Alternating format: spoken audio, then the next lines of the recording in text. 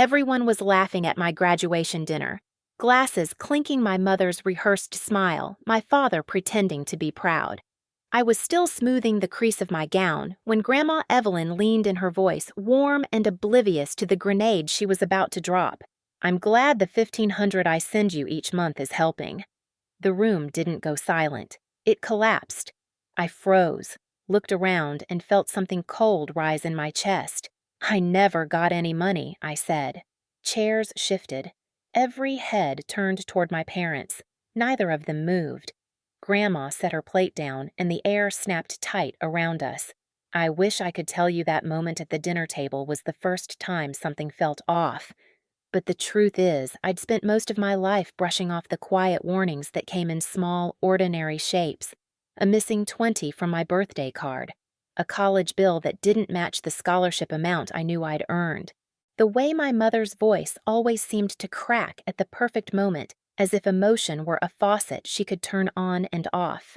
My name is Marie, and for as long as I can remember, I've been the kind of person who apologizes before I speak. Growing up, I learned early that needing anything was a burden. New shoes too expensive? Field trip, we can't afford that. Even in high school, when I worked weekends at a small cafe and came home smelling like burnt espresso, the money disappeared into what my father always called family expenses. I didn't question it. I thought I was helping. By the time I entered college, I'd mastered the art of surviving on almost nothing. Granola bars for dinner, 2 part-time jobs stacked on top of a full course load. Long nights in the campus library because the heat in my apartment barely worked and I couldn't afford to fix it. And through it all, my parents reminded me constantly how proud they were that I understood the meaning of sacrifice. I wore that word like a badge even when it felt more like a weight around my neck. My mother, Diane, played her part well. She had this soft, trembling way of telling me how guilty she felt that she couldn't give me more. "We're trying, sweetheart," she'd whisper, eyes shining with practiced tears. My father, Victor, balanced her theatrics with cold practicality. "Money's tight," he'd say. "Be grateful we're keeping you in school at all." I believed them. Why wouldn't I? The only person who ever made me feel safe was Grandma Evelyn. She lived in a different city far enough that visits were rare. When she came, she'd hold on to me like she was trying to memorize the shape of my ribs. But whenever she suggested spending more time together, my mother would step in with a smile that never touched her eyes. "Marie's overwhelmed with school. We don't want her falling behind." Evelyn never pushed. I never questioned it. But looking back, I can see the pattern. Every wall I ran into had my parents' fingerprints on it. And that night, sitting between the people I trusted least and the one person who'd always loved me honestly, I realized this wasn't the start of a mystery. It was the end of my ignorance. We didn't leave the table right away. For a few suspended seconds, we all just sat there caught in the gravity of Evelyn's sentence and my reply. The dining room warm a moment earlier felt suddenly sharp, the way air feels right before a glass slips off the counter. I could hear my own heartbeat louder than the chatter that had filled the room minutes before. Grandma's hand stilled halfway toward her water glass. She didn't look confused. She looked alerted. Like something that had lived in the back of her mind for years had finally stepped into the light. Her fingers tightened slightly, then she set her plate down with a soft, deliberate click that echoed louder than it should have. Across the table, Harper's eyes flicked from my face to my parents. She wasn't smiling anymore. Samuel leaned back slowly, studying Victor like he already knew where this was going. My parents didn't speak. Diane's smile stayed frozen in place, too, perfect, too stretched like wax melting at the edges. Victor's jaw clenched once a tiny movement, but enough to tell me he was calculating every possible exit. "Marie." My mother finally whispered, voice high and brittle. "Sweetheart, I think you misunderstood." But Evelyn cut her off. "No," she said quietly. She didn't misunderstand anything. My father cleared his throat, a sound that tried to reclaim authority but failed. "This isn't the time for confusion," he said, glancing at the guests with forced composure. "Let's discuss it later." "No," Evelyn repeated, sharper now. "We'll discuss it now." Her gaze shifted to me. When was the last time you checked your account? Dear heat flushed up the back of my neck. I swallowed. I don't have any transfers, not a single one. The sound that left Evelyn wasn't surprise. It was resignation, a soft, wounded exhale like a truth she'd hoped she was wrong about but had known for too long. Diane stood abruptly, napkin crumpling in her hand. Mother, please, this is embarrassing. For who? Samuel asked quietly. His voice sliced through the room. I watched my mother's face collapse into the expression she'd perfected over years, the trembling lips, the sad eyes, the silent plea for mercy.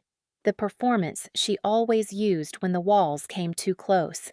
But no one rushed to comfort her. Not this time. As guests awkwardly excused themselves, the room emptied in slow-motion ripples. The moment the front door closed behind the last person, Victor turned to me. "We'll handle this privately," he said, tone flat with warning. But something in me had already shifted. Privately, I murmured, "You mean like you handled the money?" My mother flinched. My father's eyes sharpened. That was when my phone buzzed. A text from Harper. "Call me tonight. I know more than you think." My stomach dropped. Later, alone in my childhood room, the ceiling felt lower, the air too still. I replayed every moment I'd ever dismissed, the guilt trips, the missing money, the constant narrative of sacrifice, and beneath it all, a pattern finally aligned. When I called Harper, her voice came through steady and tired. "They did it to me too," she said, "and to others. You're not imagining this." Silence stretched long between us, then snapped. That was the moment I understood this wasn't a mistake. It was a system, and it had been built around me my entire life. I barely slept.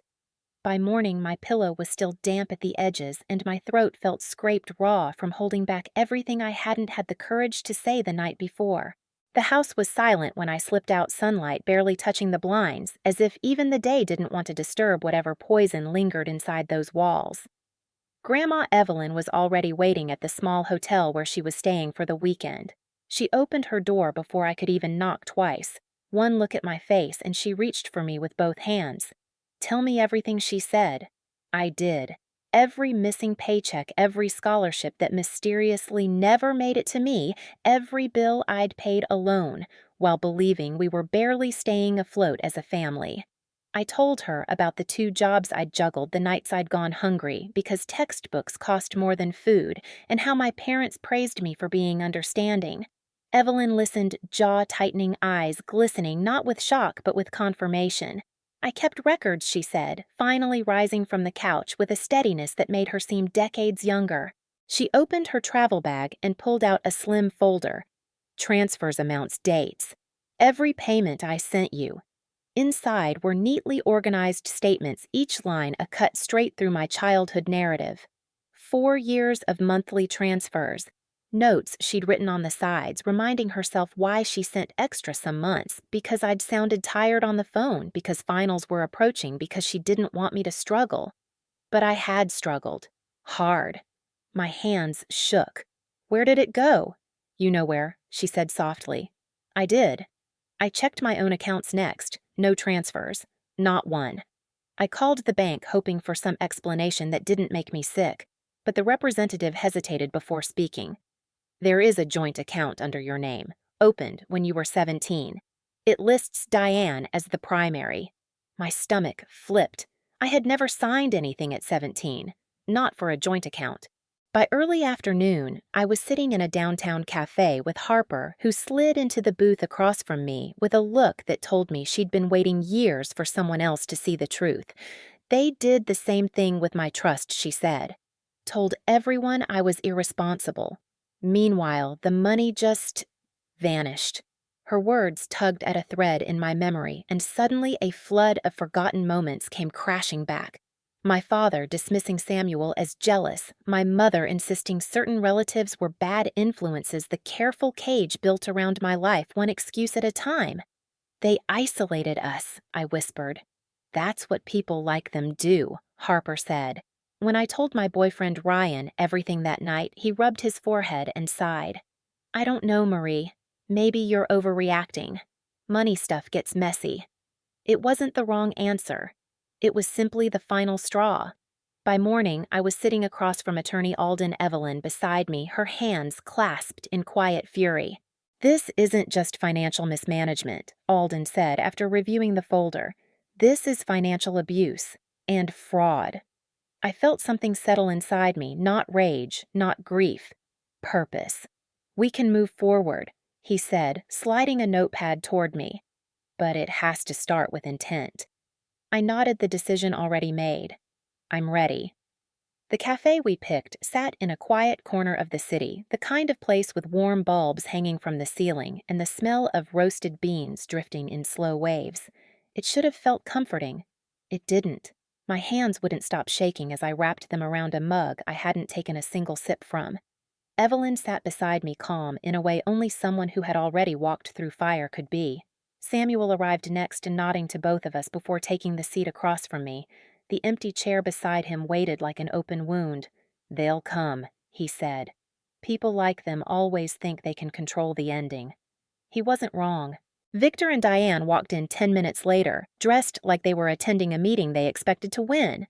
My mother scanned the cafe, eyes wide and pleading, as if hoping this was all some kind of misunderstanding. My father walked like the floor belonged to him. They stopped short when they saw who was waiting. Mother Diane breathed, voice breaking on command. "Marie, sweetheart, why are we doing this here because here?" Evelyn said quietly, "You won't be able to twist the truth." Victor's jaw pulsed. "Let's sit." They took their seats. The moment Diane's purse touched the floor, I reached for my phone, unlocked it, and placed it face up on the table. "Recording," I said. Diane's mouth opened. "Marie, how could you—" "It's for clarity," I said. "No more confusion." Victor leaned forward. "You're acting impulsively. We can talk about the money. There were reasons." "Good," I said, interrupting. "Let's talk." I slid Evelyn's folder across the table. Victor hesitated before opening it. His expression didn't change, but his fingers stilled. "These are transfers," I said. 4 years' worth. And the bank says I never received a single one. My mother blinked rapidly, shifting into the persona she'd perfected, soft, voice-trembling chin, a martyr sculpted out of guilt. "We were going to give it to you after school," she whispered. "As a surprise. We only wanted to protect you. You were so young. You forged her signature." Evelyn said each word a deliberate cut. "On an account she never opened." "You stole from your own child." Diane's tears vanished. "Forged. That's absurd. I confirmed it with the bank," I said, my voice steady, though a tremor crawled up my spine. "I wasn't even 18 when that account was created." Victor closed the folder. "There were expenses, family expenses. You don't understand the weight of financial responsibility." I almost laughed. I worked double shifts to keep my heat on. He didn't blink. "They took from me too," Harper's voice said suddenly behind me. She stepped out from a corner booth where she'd been waiting as planned. She walked to our table with steps that didn't waver even once. "My trust fund gone. My parents told me I must have mismanaged it. I believed them. Turns out the transfers went straight to accounts tied to Victor." My father's shoulders stiffened to tell he'd spent years hiding. "Lies," he said. "Families help each other. Money is shared. That's not sharing," Samuel snapped. "And you know it. You did it to our parents too." I just didn't have the proof back then. The cafe had gone eerily silent. The low hum of conversation faded as people turned just slightly. Not enough to be rude, but enough to sense a story unfolding. Victor looked around, realizing the room wasn't on his side. "This is a private matter," he hissed. "No," I said. "Private matters don't involve stolen money and forged documents." Diane reached for my hand across the table, her voice breaking perfectly. "We were overwhelmed. You don't understand how hard it's been for us. We had no choice." I pulled my hand back. "You always had a choice," I said. "You just didn't pick me." Evelyn stood. Her presence changed the room. Even Victor leaned back. "I have spent years trying to believe the best of you," she said softly, directed at Diane. "I told myself you were struggling. I told myself you cared. I told myself you loved your daughter the way she deserves." A beat of silence. And I was a fool. Diane's breath hitched as Evelyn continued. You manipulated her. You isolated her. You starved her dreams to feed your pride. And I'm done apologizing for you. Victor scoffed. Mother, please. This performance.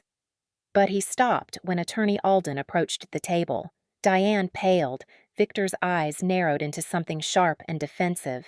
Alden placed a sealed envelope in front of them. Notice of intent, he said.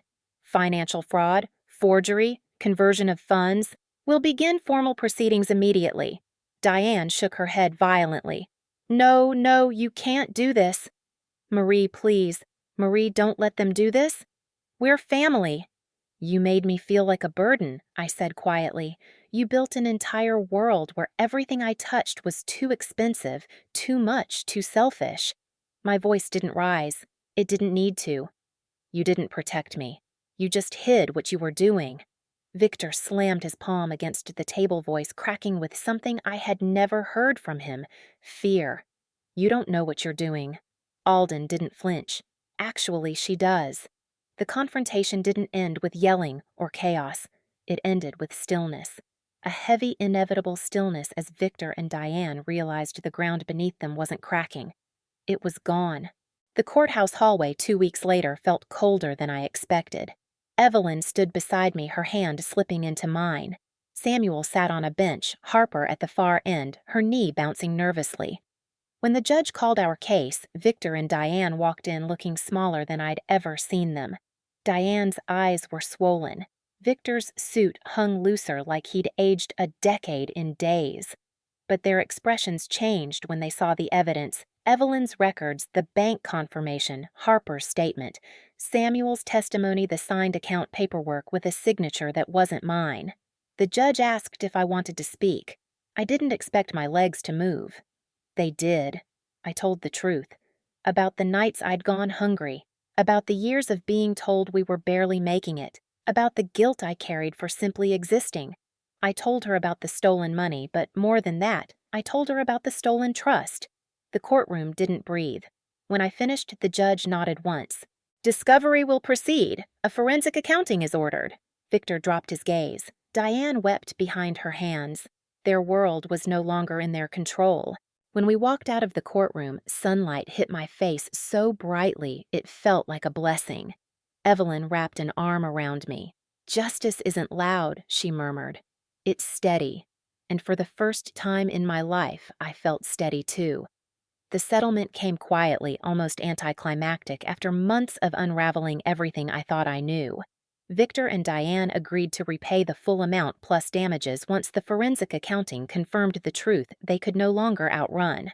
My father faced separate investigations at his workplace, and for the first time his confidence cracked in a way that didn't give me satisfaction, just closure. I moved into a small apartment overlooking the city, the first place that felt entirely mine. Some nights I'd catch myself waiting for guilt to creep in, the old instinct to apologize for wanting space, for wanting peace. But it didn't come. Evelyn visited often. We planted herbs on my windowsill, made tea in the evenings, and talked about the scholarship fund we would build, the one that would keep another student from falling through the same cracks I did. Harper and Samuel became constants too. A small, unexpected circle formed around me, one built on honesty, not obligation. The past hadn't disappeared, but it no longer defined me. I'd taken my life back. Looking back, that graduation dinner didn't break my family, it revealed what was already broken. And in the space that truth created, I built something new. Not perfect, not painless, but real. A life where help isn't a weapon, love isn't conditional, and my worth isn't measured by what I can sacrifice. If you've ever had to protect yourself from the people who were supposed to care for you, I hope my story reminds you of this. You're allowed to walk away. You're allowed to choose peace. And if this story stayed with you, share it, join the conversation in the comments, and subscribe for more true family stories. You're not alone, not anymore.